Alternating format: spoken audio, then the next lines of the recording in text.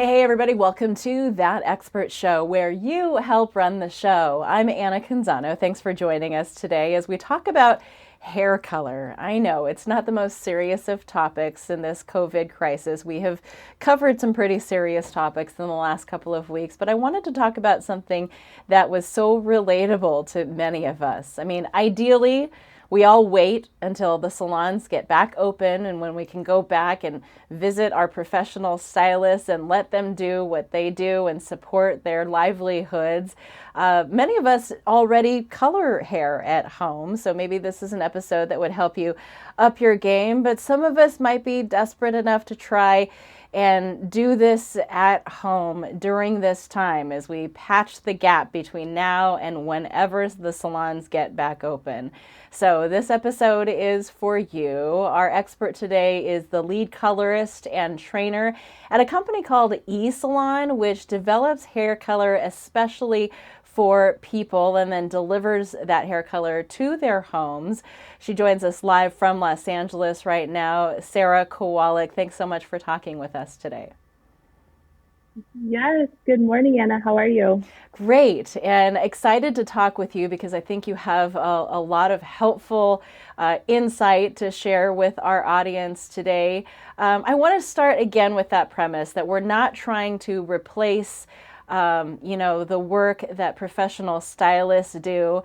But I do think that eSalon is a very interesting company in that you actually develop color that is specifically tailored for clients, and you work quite often with stylists as well. Absolutely. Yeah. In the hair community, we work with stylists all the time. Our clients are coloring at home for a variety of different reasons. Sometimes it's cost, sometimes it's time, and it can even be for somebody that just wants to have a kit on the go. Maybe it's a client that travels a lot. And so our clients are still going to the salon. They're still receiving color from their stylist. They're still seeing cuts, but we're offering them an alternative to be able to color and maintain the color that they want, for now and for weeks to come. Gail on Facebook wants to know whether she should buy a boxed hair color. She's a blonde and she knows that it's hard to match the color correctly. She wants to know, should she ride this out and wait to go to her beautician or get a boxed hair color treatment? Everything that she has read says to wait. What would be your recommendation to Gail? Sure. So for Gail, it would really depend how blonde she is and if her blonde is achieved through just hair color or through highlights. Hair color is a system that is achieved through many different processes. You have highlights, you have balayage, you have ombre, sometimes you have double processes. So it depends how blonde Gail is. She might be able to use a root color to lighten her roots, and if she's covering for a gray, to maybe cover some of her gray in the meantime. But I definitely would maybe call and speak to one of our colorists and upload a photo. That way we can see how blonde she is and to see if we can achieve that and match what she has.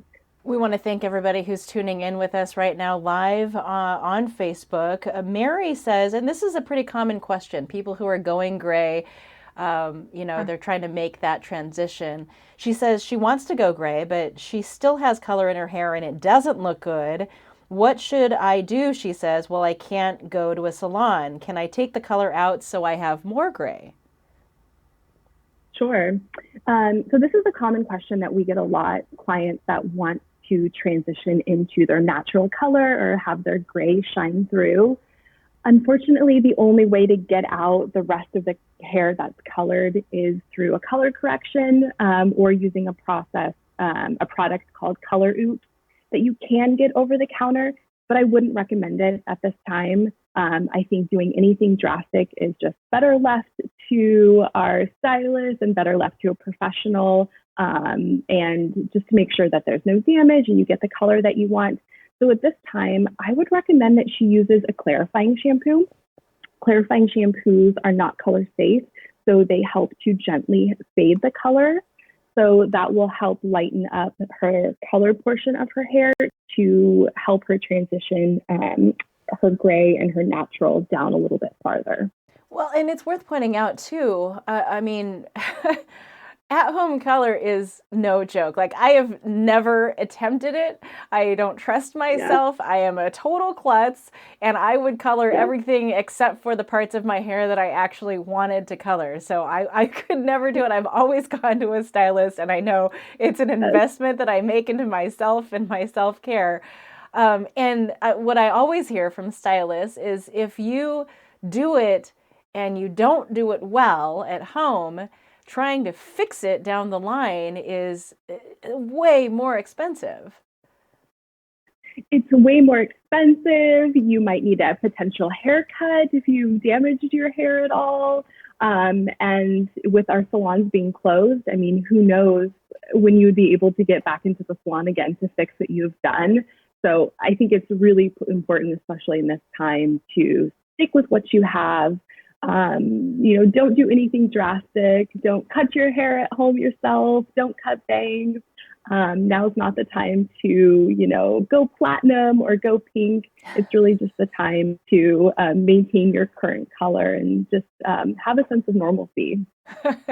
That's funny because we were reading about all of the celebrities right now who might be using this time to do their cosmetic procedures and their plastic surgery procedures because they're a little bit out of the limelight. You were recommending just the opposite. Let's not do anything too crazy right now. Patricia, nothing drastic. Patricia on Facebook says she's considering ordering color. From, I think, your competitor, Madison Reed. My hair is naturally curly. She's a redhead, she says. My stylist does not use permanent hair dye. Is using a permanent dye a bad decision? She's never dyed her hair at home. She's not sure if she wants to buy something off the shelf. So what is the difference? There's permanent hair dye and then there's semi-permanent hair dye. I don't even know the difference. Yeah. So for hair color, for single process hair color, there is a permanent formula, which gives your hair a permanent change, meaning when you wash your hair, it might fade a little bit, but the color is going to stay there. The color molecules are able to go deep inside the cuticle and cover up any gray, provide that permanent change. Usually, you can tell if somebody uses permanent color because you'll see a little bit of a line of demarcation as their roots grow in. However, permanent color is the best for any type of gray coverage. We also have a demi-permanent color, which is like a semi-permanent. It doesn't, it's not absorbed into the hair cuticle. It just kind of sits on top of it. So it washes away up to 28 shampoos. So that means every time you wash, it'll get a little bit lighter and the color will come out. So that is a great option for clients who don't want to commit to a color. Maybe they change their color all the time, so they don't want something permanent.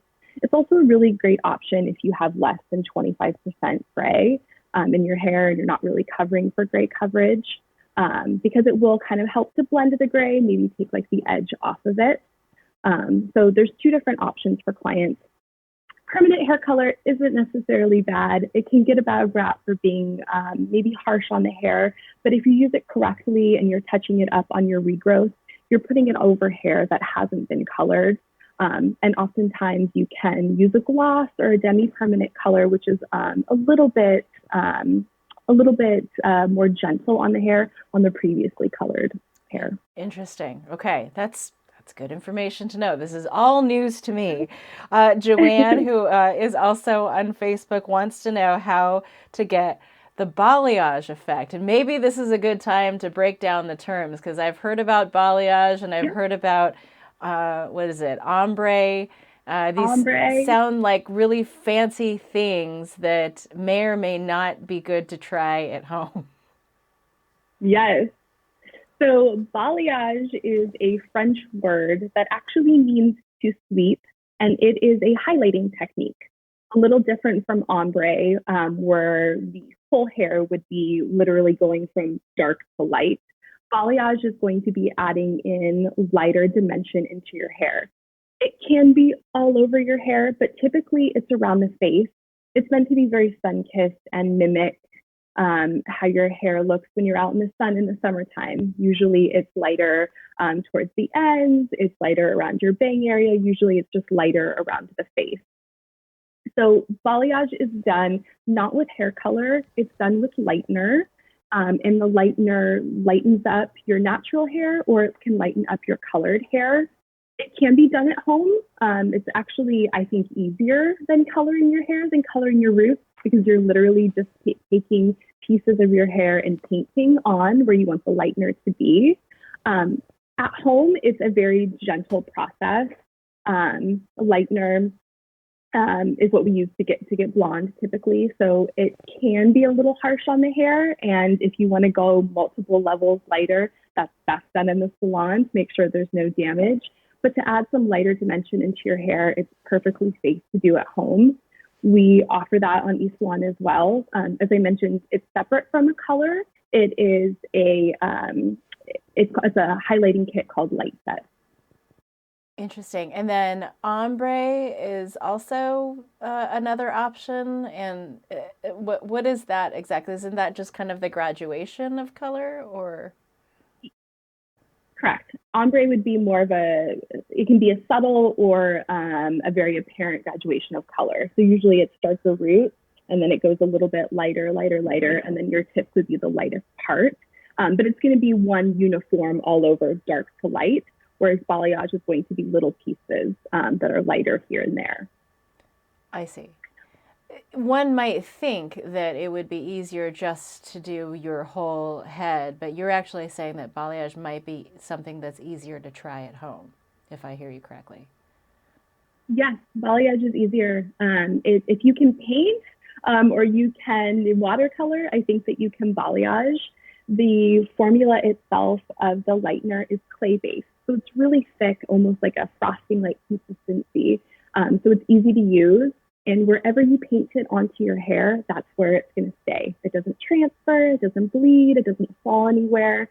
So it's kind of a foolproof way to know that wherever I'm painting on this piece of lightener, that's where my hair is going to lighten. And you're doing it all around the front of your face. So these are easy pieces to access. And you're literally taking a piece of hair and just kind of painting it on. You always want to start about eye level and go down. You never want to go up towards your roots. The look of balayage is meant to be very grown out and sun-kissed. You know, having never gone to the store and bought hair color in a box, can you talk a little bit about, you know, what you actually receive from eSalon? Because I'm assuming that it's a little bit more sophisticated than just buying something off the shelf. Are there multiple steps that you go through in doing this at home? And how much support and guidance are you receiving from the stylists at eSalon? Sure.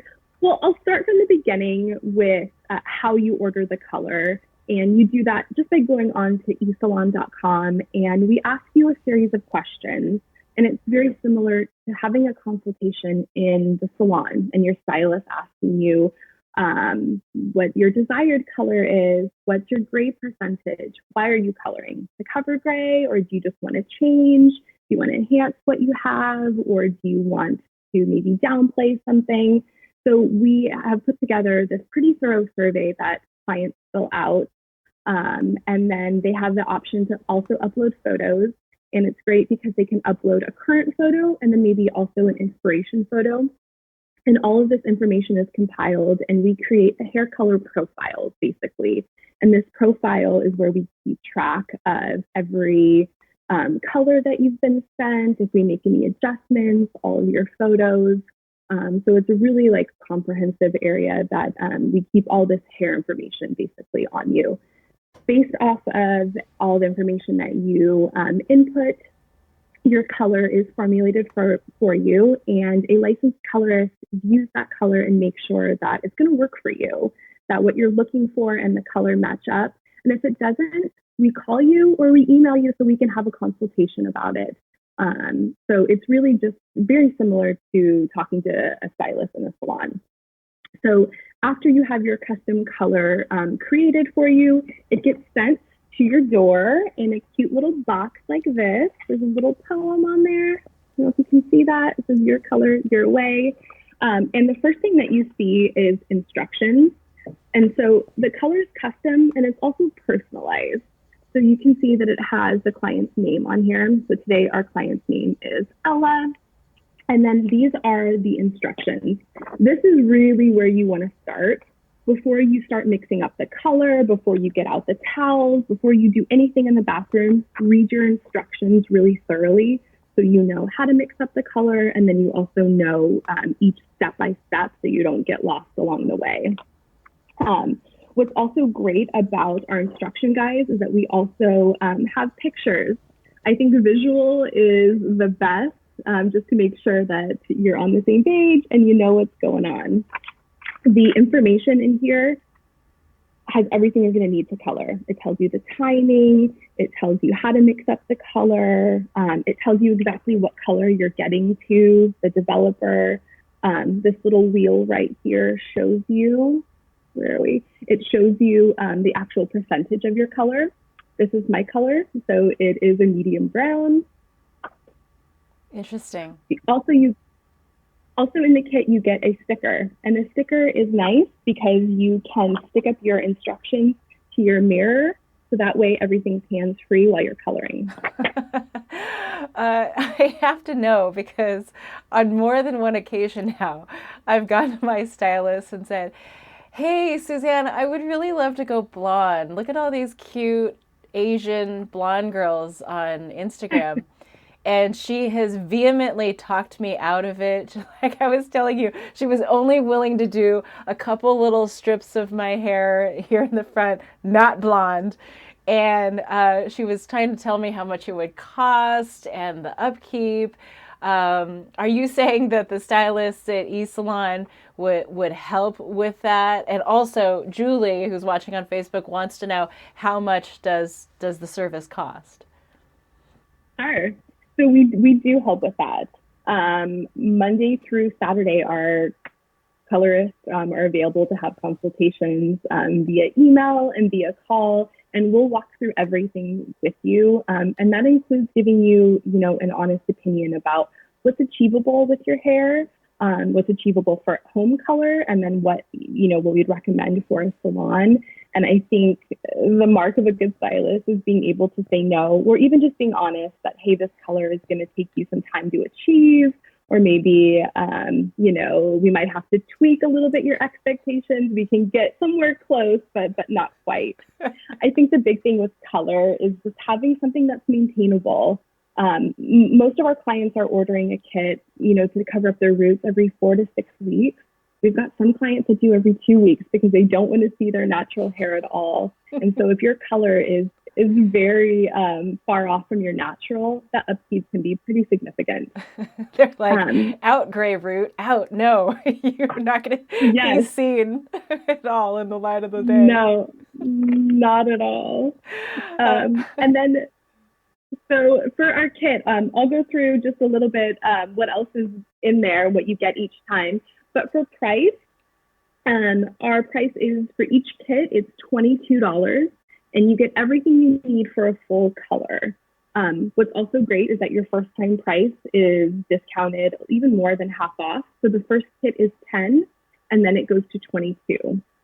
We also offer subscriptions. So it's great that if you know that you're one of those clients who likes to color every 4 weeks, you can have the kit just sent to your door every 4 weeks automatically. You don't have to think about it. You just get to cover up your roots. Interesting.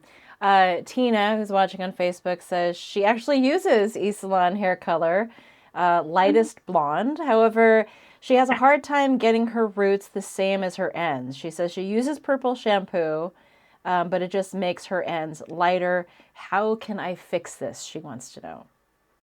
Ooh, okay.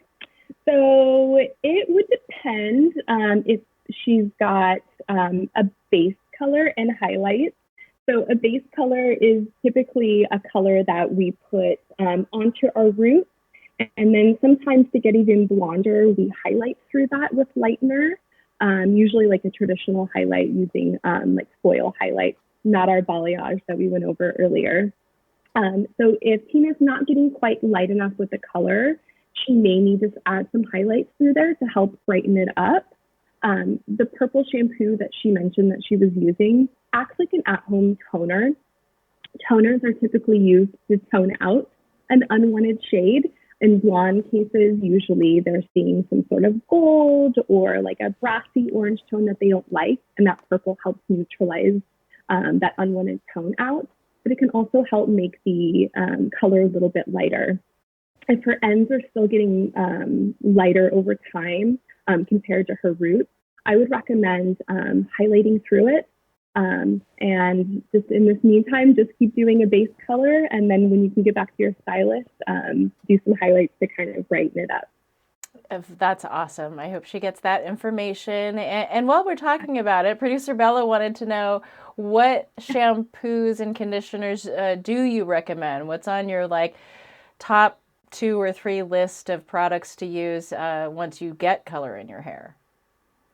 Sure. So once you get color, you need to protect it. You need to make sure that it's not fading. So using a shampoo that's color safe. So you want to make sure that it doesn't have any sulfates in there. And also maybe a color protecting shampoo and conditioner. On eSalon.com, we've got many to choose from that are all color safe and also do double duty. So if you need help in the volume category, we've got a volume shampoo and conditioner. We also have some that address moisture or repairing the hair if it feels a little damaged. I think just the big key to look for is anything that says it's sulfate free, and then also not shampooing every day, really extending the life of your blow dry or your air dry, I'm sure in a lot of our cases lately, as long as possible. And then when you are shampooing, really rinsing your hair with cool water. Hot water is the enemy for hair color. It makes it fade pretty fast. Oh, that's good to know. Yeah, I'm sure during this time that not showering for days on end has actually been the norm for quite a few people. This one's not necessarily about hair color, but Crystal wanted to know if there's a way, or what is the best way to change the part in your hair. She wants to know, can you train your hair to go a different way? Okay, interesting. It depends if you have a cowlick where your part is. A cowlick is a pretty severe hair curl or pattern in your hair that really forces your hair to go a certain direction. If you don't have a cowlick, then you can train your hair to be on the opposite side or have a different part. It's actually recommended to kind of switch up your part every now and then too. It helps prevent damage. It also helps give a little bit more volume. The easiest way to do this is actually while you're sleeping. So before you go to bed at night, I would spray a little bit of water or dampen your roots and set your part where you would like it to be. So if you're usually part on the right, part on the left instead. And then you want to slick down your hair while it's damp and maybe put it into like a braid or a low ponytail, something that's going to really help force it to stay in the direction that you're looking for. It'll take some time, but if you do that religiously every day for about a week, your hair can definitely be trained to be parted to the other side. So you'd recommend a braid or a low ponytail versus clips or bobby pins? Yeah, I would. I think the clip or the bobby pins could stress the hair. It could put like an additional like heat or too much damage on it. And then also could leave a crease in the hair too. Okay. You've done this for so long and have so much experience with people. What are the key mistakes to avoid if you're going to try and do your hair at home? Sure. So I think the biggest thing is making sure you know what you're doing before you even start. So read your instructions once, read it twice, make sure that you've got everything laid out and that you know what you're doing from step one all the way to the end. Another big part is just to stay organized and go slow. In our instructions, we teach you how to section your hair. And I think that's one of the other big things too, is just to make sure that you're starting with really clean sections. You basically want to separate your hair into 4 quadrants. You're going to take the first quadrant just in front of your ear, and you want to clip it. I like to use these big clips They're called alligator clips, and they really help to clip the hair out of the way. So even though it's not going to look cute in the meantime, it'll definitely help keep your hair sectioned and really help keep the color nice in place. And then you want to go slow and take it like a puzzle, just very slowly take small sections, apply the color to your regrowth only if you're covering for roots or whatever your directions direct you to. But, go slow. It should take you about 15, 20 minutes to apply the color if you're doing a root touch-up, and that's totally fine. So take all that time. Awesome. Anything else that you think people should know? Anything else? Yeah, I think that, during this time, it's okay to color and it's okay to have some sense of normalcy and kind of take matters into your own hands. I think it's good to just enhance what you have. You never want to go more than 2 shades darker or lighter than your current color. And you also really want to pay attention to your skin tone. You want to make sure that you have a color that looks flattering and a color that really kind of plays up your features. So a good rule of thumb to know is if you have warmer undertones, you wear more like gold jewelry, you're going to want to choose a hair color that's opposite of that. So maybe doing something that has cool tones, more of like an ashier color. And then the opposite, if you have a cool skin tone and you wear more silver jewelry, it's nice to use colors that are a little bit warmer to kind of brighten up your skin. I love that advice. Oh man, thank you so much for talking with us about all of this. Of course, we do all of this bearing in mind that, if we can wait it out and go see the stylists and support them in their professions, let's do that. This is a good alternative for trying to do it at home if you absolutely must. And I appreciate your insight, Sarah. Absolutely. Of course. Thank you so much. And thank you for joining me for this episode of That Expert Show. I hope it was helpful to you.